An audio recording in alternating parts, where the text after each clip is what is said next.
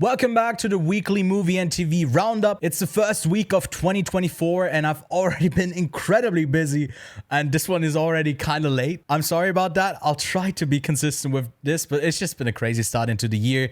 If you haven't seen it already, there's a ton of stuff that we put out on the Quiet on Set podcast this week with our top 10s, with our own award show.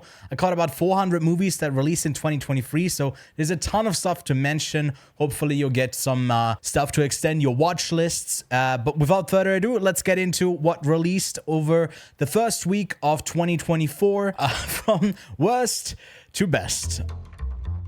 All right, let's kick it off with Anyone But You. This one kind of released in the last week of December in the States. It's now come out and I feel like it's had a fantastic run. It's been really popular, but it's such a bland showcase of a romance story that is so overdone. There's no real chemistry between these two. And I know Glenn Powell is amazing. He's in my favorite movie of 2024 so far that no one outside of festivals has seen. Hitman, watchlist that. It's going to be on Netflix in a couple of months, I assume. Great film. Here, Sydney Sweeney and him just don't have chemistry. I guess it's been really popular. A lot of people just like get the entertainment out of it. I feel like the Sydney Opera has more screen time than some Oscar-winning supporting performances. But hey, there's not a lot there. But if you want to be entertained, I guess it does the job. Next up, Echo. This is, I think, a 5. Yeah, it's a 5-episode show over on Disney Plus. That is kind of combining the old with the new. It had like a ton of reworked stuff. I think they kind of reshopped the whole series at one point, and you can feel it. Like the first 3 episodes aren't like great, but they're decent, but then it just like falls off a cliff. And I had this in like decent when they sent me the screeners for the first 3, but they dropped it all in one go over on Disney Plus. They just kind of dumped it. Yeah, it's not a great show, unfortunately. Night Swim. So this is the quintessential first week of January release where we usually get like a horror film. Last year we got Megan, but I think that wasn't the first week. That was a couple weeks into 2023. But this one ain't no Megan. This is just like, hey, what about we do The Shining, but it's the pool instead that is like bad, making people bad. Very generic. The scares are incredibly predictable, and yeah, there's not a ton there. I mean, it's a dumpier release for January. If you like that kind of stuff, it's a bit of horror slop, then go for it, but I can't recommend it. It isn't good at all. And then The Bricklayer. I think it's kind of funny that we get these like professionals that are retired from the agency, like The Bricklayer here, and then next week we get Jason Statham in The Beekeeper. This is not it though. I feel like I have more hopes for The Beekeeper. I haven't seen that one yet, but this is like as generic as it gets. There's not a lot of intrigue that's going on. It's a lot of like bang bang cut up action. Aaron Eckhart is doing stuff in this film, but it's not good. It's not very good. But that's it for the worst stuff of the week. Let's have a look at some better titles. Now, first up, we got Eileen. We got Thomas and Mackenzie and Hathaway in this, which is a pairing that, I mean, I'm all for it if it works. These are both 2 great actresses, and they're in this period piece where they're kind of stuck in this prison, and then they have a sort of connection, and there's like a sort of twist or a big thing that happens pretty late into the movie. And I never really connected with any of the characters. I think ultimately it's like somehow an atmosphere movie that is like going for the vibes, but I don't know if it brings the right kind of vibes that it actually tries to go for. Yeah, it has like some crime undertones, but it never really gets there. It's unfortunately quite underwhelming. Good Grief. Now this is streaming over on Netflix. Another one where like there's on page there's like potential here. Dan Levi directs this film. We got Ruth Negga and Hamish Patel in it as well. Luke Evans for a brief second before he exits the movie, and it's about a guy who loses his husband and then has like the grieving process. They also go to Paris. It feels like kind of self-indulgent, and it doesn't have like an actual like interesting story to tell about the grief and the process of it. I feel like it is ultimately like really surface level where it gets, and him as a lead character, I don't know, he just kind of walks through the streets and is like pouty.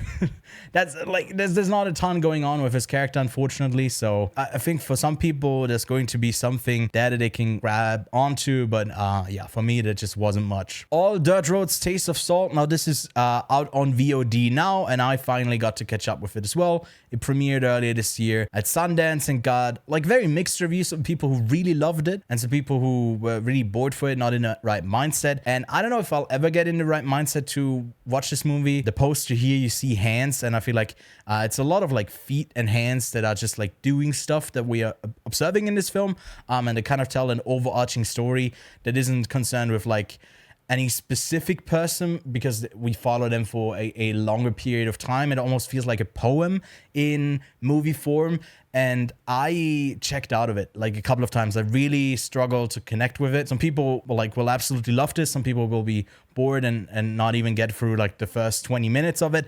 But there's something there. It just wasn't really for me. Maybe it's more for you.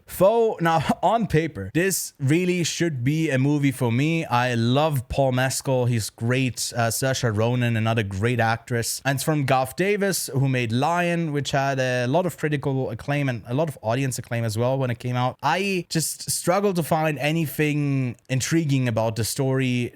You can also kind of tell where it goes at one point. And it has aspirations to be like this really in-depth character study in this lo-fi sci-fi world where one of the partners gets sent up to a station and he basically gets cloned to have someone stay with his wife while he's away, a clone of him. I feel like they could have explored that way more than they actually did. They kind of built towards a twist that is really underwhelming. Yeah, that's faux. I wanted more from it, but yeah, I can't say it's great. The Equalizer 3.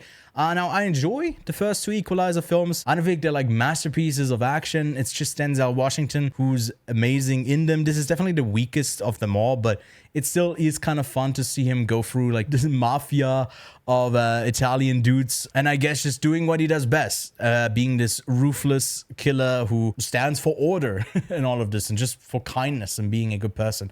And it's decently entertaining. It's one of the better action movies, and this one is streaming now on Netflix in the US, so that's why I'm highlighting it. I know it had its theatrical run a while back, but you can now stream it. And then finally, a movie that's almost like in the best category, Robot Dreams, a really quaint little story about a dog and a robot who become friends. There's a constant reappearance of the song September that you'll hum a couple days later.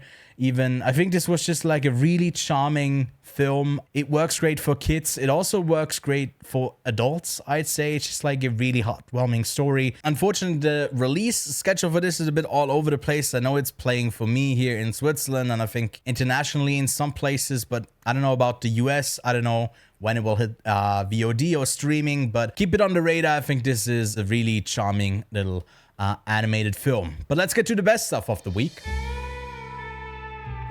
First up, the TIFF Audience Award winner, American Fiction, really has something to show for itself. It's such a funny, entertaining story that also has like a ton to say, and it's like so meta in its own approach to the topic it's trying to go for. When I wasn't expecting this film to be as funny as it ended up being. I think Jeffrey Wright gives a really, really great performance. Issa Rae is also really good in this. Sterling K. Brown is another big highlight. It's such a fun film with a message behind it and a really intriguing plot. I like the meta-ness of it. I like just poking fun at it and having a good satire out there. I think they're kind of rare these days that we get something that kind of just actually nails what it's going for. Really love this film. At the moment, this is only out in US theaters, but hopefully we'll get an expanded run soon. Then Society of the Snow. You can catch this one anywhere because it's out on Netflix. The story about the plane crash that happened in October of 1972. It's a darn impressive technical spectacle just by the way that they film these places, the mountains and all of the intensity that the people had to go through. I think it's also like a really respectful take on the story. It doesn't feel exploitative. I think down to the casting, looking into it, I think there was a dedication to honor the people and get them right. The people that passed away, the people that maybe survived. I don't know. You probably heard about the story, but I guess I don't want to spoil it. I don't know. It feels weird about something real like this, but really, really solid film. And wouldn't be surprised if it picks up some tech awards. It's already doing great numbers on Netflix. I think it's beating May, December, and Maestro for the last couple of weeks. So you probably heard about this one. It's worth the hype. And then Storm Foretold, now only talking about this one briefly because I think it's only out in limited release in the States right now. But it's basically a documentary on Roger Stone and filmmaker Christopher Guldbrandsen, who I actually got to see at the premiere of this film at the Zurich Film Festival. Really funny guy. Basically got to tail him for months at a time and basically filmed him just doing whatever, like going about his job, interviewing him constantly about what he's doing. And he's such a nonchalant, really politically influential person that is such a dick. I think it's a really nice peek behind the curtain of someone who's influential but has not a concern in the world of like what he says and how that's like they can't touch him. I think it's just like really telling story of politics, US politics, and found it entertaining.